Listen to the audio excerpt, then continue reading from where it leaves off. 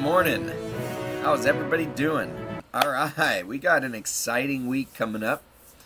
A lot of good news around for Tesla, of course, even though the stock price is a little bit down in the pre-market. Although it's up from where it ended after market hours last week. So, our thumbnail, Model 2, Tesla's Model 2. You can see that right there, right there. So this is the rumored made in China Model 2. Came out, it was revealed last week by Chinese media that the Model 2 was approved in China in September of 2020. They were keeping it under wraps. So September, that was Battery Day. So when they announced on Battery Day about a possible $25,000 car, they already had approval for it in China. So kind of exciting. They're expecting it to be built on the Model 3 chassis, which should help get production up nice and quick. And they're expecting it, now this is the rumor, they're expecting it in 2022. So that is coming up very quick. What that will do is it expands Tesla's total addressable market. It almost doubles the total addressable market. I mean, this is huge, huge, huge. So big news. I expect it will impact the stock positively. Certainly the announcement of it, but the actual rollout of it come 2022, oh my goodness. As we start to get closer to that, when we start to get actual visuals, I don't know if this is just a rendering or what that we're seeing here. I'm sure there's a lot of people going to put out their own renderings on what it could possibly look like. Tesla China is currently hiring a bunch of designers to work on local vehicles. So one of the things that Tesla said they're interested in doing is hiring local people. So Giga Berlin going to be hiring local designers to design vehicles for Europe. Tesla China hiring locals to design cars for China. Although they have said that they expect the China designed car to be sold throughout the world. So pretty awesome. On top of that, we've got some new price target upgrades. Credit Suisse upgraded from 400 to 800. Tesla price target. Bank of America upgraded to $900. So let's see what happens with that when the market starts here. That's big news. And this is something we predicted last week when we talked about the infinite squeeze. Let me put this up here. When we talked about the infinite squeeze, we were talking about the need. We were talking about the need for analysts to continue raising their price target, and we expect them to keep raising their price target before earnings. Gary Black used to be an analyst. He's on Twitter. If you're not following him, you should definitely follow him. Golden nuggets all day long regarding Tesla. Anyways, he says that analysts basically don't like to be embarrassed and have to play catch up after earnings. After earnings blow guesses out of the water. And so they kind of look foolish. So what we see is we see price upgrades when there's expected to be a good earnings report so that they're not chasing.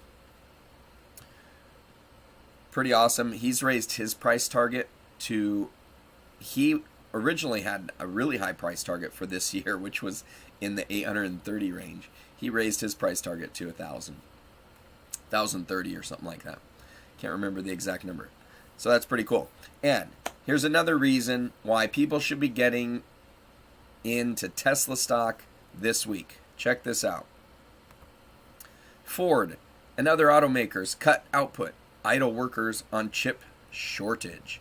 Sector starts 2021 by idling plants, faces a chipageddon with semiconductors in short supply. This article goes on. It says a chip shortage that has disrupted vehicle production in other parts of the globe is reaching U.S. shores, stifling output for major car companies and dimming prospects for a smooth recovery from the pandemic. Ford is planning to idle a Louisville, Kentucky factory for a week, starting Monday, because of parts shortages stemming from limited supplies of semiconductors, now vital to everything from display screens to transmissions. The move will lead to the temporary layoffs of about 3,000 workers at the plant, which builds two popular SUVs, the Ford Escape and Lincoln Corsair.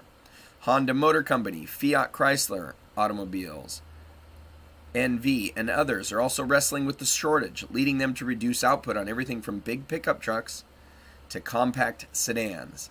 Now, why do I say this is big news for Tesla? Tesla brought all of their chips in-house. They make their own chips. So they are not going to be subject to these same shortages that the other automakers are facing. NIO had NIO Day this weekend on Saturday, and by all rights, it was a hit. They put out some really good-looking things. The stock is taking off this morning because of it. What they revealed does not really compete with Tesla. And one of the things that they revealed is they're in partnership with NVIDIA for NVIDIA's chip. And they touted the 7 times faster than Tesla as far as what the chip can handle. Well, Tesla used to partner with another chip maker. And it might have been NVIDIA, I can't remember. Or maybe it was AMD, I don't remember. The reason Tesla brought their own in-house is because they were not able to get the right kind of chip to do what needs to be done in the cars. Meaning, you don't need the ability to do everything with those chips. What they need is the ability to handle everything it needs to handle and do it at a minimal energy cost. So yeah, Tesla could have a chip that is 7 times faster, but it's going to use more energy. So Tesla doesn't do that. So Tesla brought it in-house because they were able to focus the chip design on what they needed to do and to save on the energy they needed to save. So something to watch out for. It's not all just about computational power. NIO also announced that they're having 11 cameras and they're going to be 8 megapixel cameras.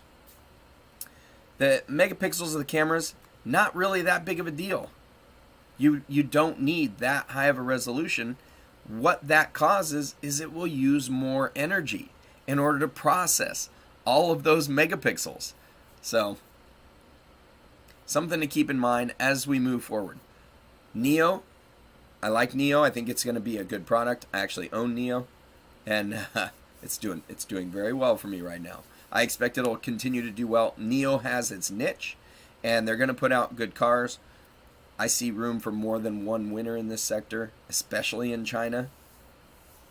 So don't mistake that for, or don't mistake my criticisms of what they touted, because really the criticism is they touted somehow their competition with Tesla, and they're missing the boat on a couple of things. Does not mean it can't be successful. They're touting a 600 mile battery, 150 kilowatt. That's big news. Well, it's going to be a solid state one too. More big news. The thing is, NIO doesn't develop the batteries themselves. They're going to rely on CATL, Chinese battery manufacturer, to manufacture the batteries. So these aren't going to come out for a couple of years. They're going to be at the mercy of the advances that CATL has to make. They're not creating their own, which is where Tesla's at. And this is why Tesla is valued so much higher. Tesla is way ahead of the game on all of these manufacturers.